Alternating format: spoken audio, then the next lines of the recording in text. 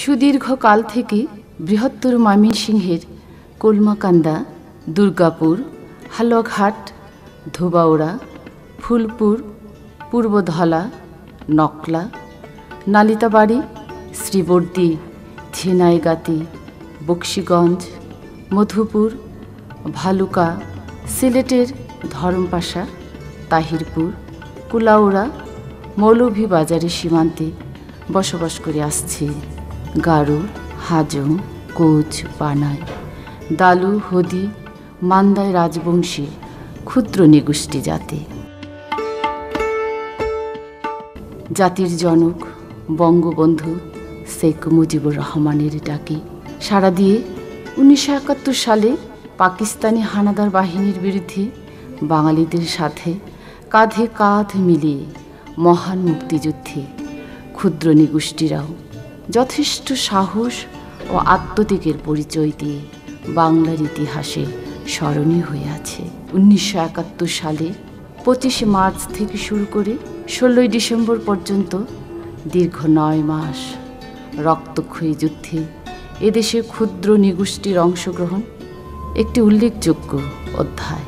Garo, Hajong, coach সহ অন্যান্য ক্ষুদ্র নিগোষ্ঠীর ছাত্র যুবক ভুটান, ভারতে তুরার, রংনাবাগ ও গুয়াহাটি সেন্টারে মুক্তিযুদ্ধের ট্রেনিং নিয়ে বাঙালি মুক্তিযোদ্ধাদের সাথে দেশের বিভিন্ন সীমান্ত এলাকায় পাকিস্তানি হানাদারদের বিরুদ্ধে যুদ্ধে ঝাঁপিয়ে পড়ে।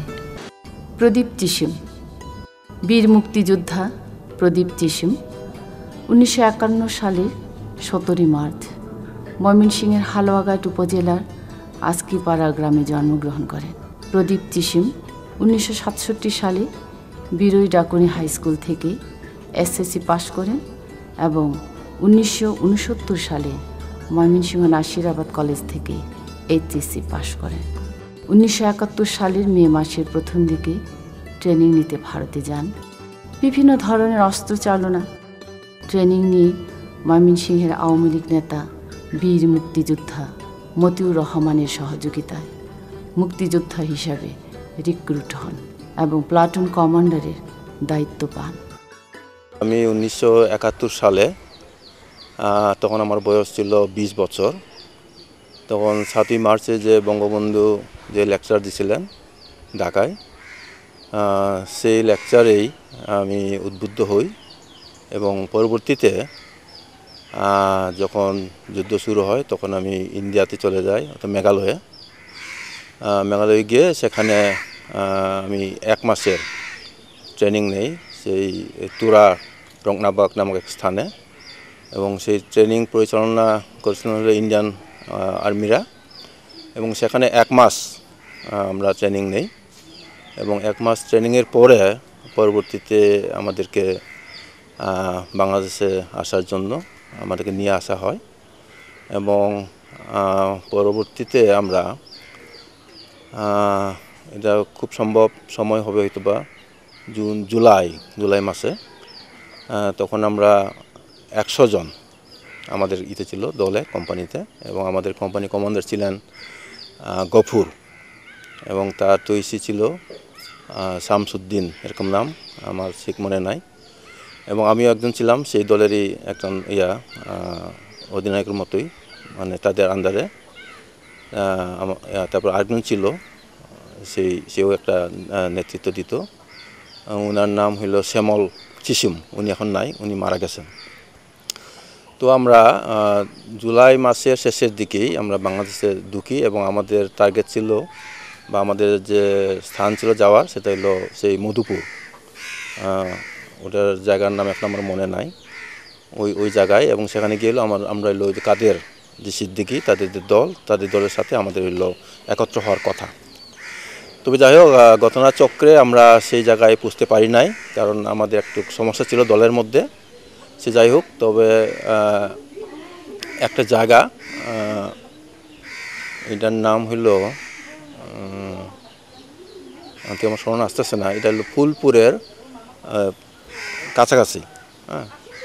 সেখানে আমরা কয়েকদিন ছিলাম, থাকার পরে আমার দলের মধ্যে আবার বেশ প্রায় 7 জনের মতো অসুস্থ হয়ে পড়ে এবং এই 7 জনকে নিয়ে আমি এবং আরও 7 জন, এই 14 জন আমরা কিন্তু আবার ইন্ডিয়াতে ফিরে যাই। মেঘালয়া ফিরে যাওয়ার আমরা ফিরে আসি। ফিরে আসার কয়েকদিন পরেই সেই জায়গায় একটা দুর্ঘটনা ঘটে। অর্থাৎ মুক্তিবাহিনী যে ছিল সেখানে, সেটা জানার পরে পাক আর্মিরা তারা 3 দিক থেকে সেটাকে আক্রমণ করে এবং সেই আক্রমণে আমাদের অনেক ক্ষয়ক্ষতি হয় এবং কয়েকজন তার ধরা পড়ে। তার মধ্যে আরং এবং পরিমল নাম, এবং তারা এলো পরে তাদেরকে নিয়ে আসা হয় এই হালগাতে এবং তাদেরকে অনেক টর্চারিং করার পরে তাদেরকে মারা হয় এবং তার শহীদ হয়। এরপরে আমাদের দল ছত্রভঙ্গ হয়ে যায়। ছত্রভঙ্গ হয়ে যাওয়ার পরে আমরা বিভিন্ন দলের সাথে পরে আবার যোগ দিই, বিভিন্ন কোম্পানিতে যোগ দিয়ে পরে আমরা ভিতরে ঢুকি নাই। তখন সীমান্ত এলাকায় বিভিন্ন জায়গায় আমরা অপারেশনে যাই। এর মধ্যে এই যে আমাদের যে ক্যাম্প আছে, তেলাখালী ক্যাম্প, এটা ইন্ডিয়া যুদ্ধ ডিক্লেয়ার দেওয়ার আগে, এটা মনে হয় হয়তো বা 1 সপ্তাহ আগে এটাকে অ্যাটাক করা হয় এবং সেখানে ছিলাম এবং এটা বেশ ক্ষয়ক্ষতি হয়। বিশেষভাবে ইন্ডিয়ান আর্মিদের বেশি ক্ষতি হয় এবং মুক্তিবাহিনীও কিছু ক্ষতি হয়, তবে তুলনামূলকভাবে কম। এবং ওই রাত্রে এক রাত্রে এই ক্যাম্পটাকে করা হয়, ক্যাপচার করা হয়। এবং এরপরেই দেখা যায় যে অত্র এলাকায় হালগার থেকে শুরু করে তার সব উইথড্র করে চলে গেছে তারা একদম ময়মনসিং। এরপরে এখানে আর কোনো যুদ্ধ করতে হয় নাই, আস্তে আস্তে পরে যে ঢাকার দিকে অগ্রসর হয়। তো এখন আমার যে বলার মধ্যে এটাই যে আমরা দেশ স্বাধীন করছি, যুদ্ধ করছি ঠিকই, কিন্তু যে আশা প্রত্যাশা ছিল সেটা কিন্তু আসলেই পূরণ হয়নি। আজ এই প্রায় এখন কত হয়, 41 বছর হয়, কিন্তু এর মধ্যেও কিন্তু পূরণ হয় নাই। তো এই জন্যই একদিকে খুব কষ্ট লাগে, দুঃখ হয়, যার জন্য অনেক সময় কিন্তু আমি পরিচয় দেয় না যে আমি যে মুক্তিযোদ্ধা ছিলাম। সে যাই হোক, এটা হয়তো বা সময় লাগবে, হয়তো বা পূরণ হবে। তো আমার প্রত্যাশা বর্তমান যে প্রজন্মরা আছে তাদের কাছে আমার এই একটা মাত্র নিবেদন বা প্রত্যাশা, সেটা এই দেশে যে ন্যায্যতা বা স্বচ্ছতা বা সম্প্রীতি, এই বিষয়গুলা যেন যে তারা তাদের যে মেধা আছে এখন, তাদের যে শক্তি, যে সুযোগ, এইগুলা তারা যেন যে কাজে লাগায় এবং তারা যেন চেষ্টা করে এই দেশটাকে, যে স্বপ্ন ছিল আমাদের জাতির পিতার, যে সোনার বাংলা করার জন্য, তারা যেন এটাকে সোনার বাংলা করার জন্য চেষ্টা যেন করে। এবং আমি বিশ্বাস করি সবাই যদি একসাথে কাজ করে এক লক্ষ্য নিয়ে, তাহলে এই সোনার বাংলা এটা অবশ্যই হবে, আজ হোক কাল হোক।